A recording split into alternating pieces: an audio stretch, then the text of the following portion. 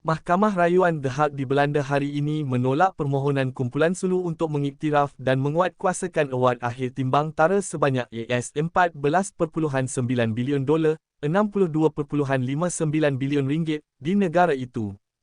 Keputusan itu diumum oleh Perdana Menteri Datuk Seri Anwar Ibrahim, yang kini dalam lawatan rasmi 2 hari ke Laos bermula semalam, sebelum beliau berlepas pulang.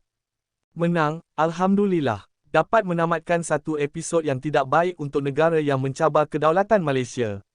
Mereka gagal, kita syukur Alhamdulillah, katanya kepada media Malaysia. Award itu telah diberikan oleh penimbang tara Sepanyol Dr. Gonzalo Stamper pada 28 Februari 2022 kepada 8 individu yang mengaku sebagai waris Kesultanan Sulu. Dalam usaha mereka untuk menguatkuasakan award itu, kumpulan Sulu terbabit telah dilaporkan cuba menyita aset Petronas di Lakembora dan Belanda selain mensasarkan aset diplomatik Malaysia di Perancis, termasuk sebahagian daripada kedutaannya di negara itu. Perdana Menteri berkata keputusan itu sekaligus menghalang apa-apa usaha pihak yang menuntut untuk menguatkuasakan tuntutan mereka yang tidak sah terhadap kerajaan Malaysia di Belanda. Beliau berkata keputusan Mahkamah Rayuan The Hague Court itu adalah satu lagi kemenangan penting kepada kerajaan Malaysia rentetan daripada keputusan Mahkamah Rayuan Paris pada 6 Jun lalu.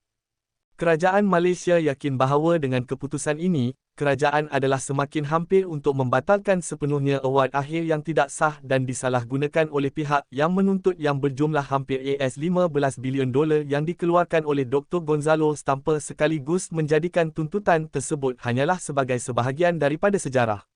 Malaysia percaya bahawa keputusan Mahkamah Rayuan The Hague pada hari ini, bersama-sama dengan keputusan Mahkamah Rayuan Paris baru-baru ini akan menamatkan usaha sia-sia pihak yang menuntut untuk menguatkuasakan award akhir di negara lain, katanya. Anwar berkata sehingga kini, kerajaan Malaysia tidak pernah berhenti dalam usaha untuk melindungi kedaulatan, keselamatan negara serta kepentingan negara dan kes Sulu ini membuktikan bahawa terdapat pencabulan yang nyata terhadap kekebalan kedaulatan Malaysia yang merupakan suatu perkara penting bagi setiap warga negara Malaysia Madani.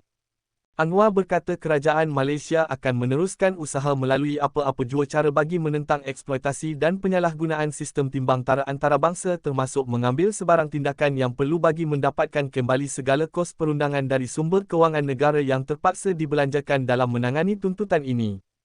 Kerajaan Malaysia yakin bahawa ia dapat menegakkan keadilan bagi seluruh rakyat Malaysia, katanya. Perdana Menteri turut merakamkan penghargaan kepada Pengerusi Sekretariat Khas yang juga Menteri Undang-Undang dan Reformasi Institusi Datuk Seri Azalina Othman Said, Menteri Luar Datuk Seri Dr. Zamri Abdul Kadir, Menteri Komunikasi dan Digital Fahmi Fadzil, Menteri Dalam Negeri Datuk Seri Saifuddin Nasution Ismail, Peguam Negara Tan Sri Dr. bin Harun serta semua kementerian dan agensi berkaitan termasuk Peguam Antarabangsa serta semua pihak yang terlibat dalam usaha ini. Pada 2019, kumpulan Sulu membawa kes itu kepada penimbang tara Sepanyol untuk mendapatkan pampasan bagi tanah di Sabah, yang didakwa telah dipajak oleh nenek moyang mereka kepada sebuah syarikat perdagangan British pada 1878. Stamper, yang dilantik oleh kumpulan Sulu itu, pada 28 Februari 2022 telah membuat keputusan yang memihak kepada mereka dan memberikan award akhir sebanyak $14.9 bilion, $62.59 bilion kepada 8 individu terbabit yang kemudian didapati tidak sah kerana pelantikan beliau sebagai penimbang tara telah dibatalkan oleh Mahkamah Sepanyol. Kumpulan itu kemudian membawa kes tersebut ke Mahkamah Paris. Bagaimanapun, Mahkamah Rayuan Paris pada 14 Mac 2023 mengekalkan perintah penggantungan yang diperoleh Malaysia terhadap pelaksanaan award akhir itu.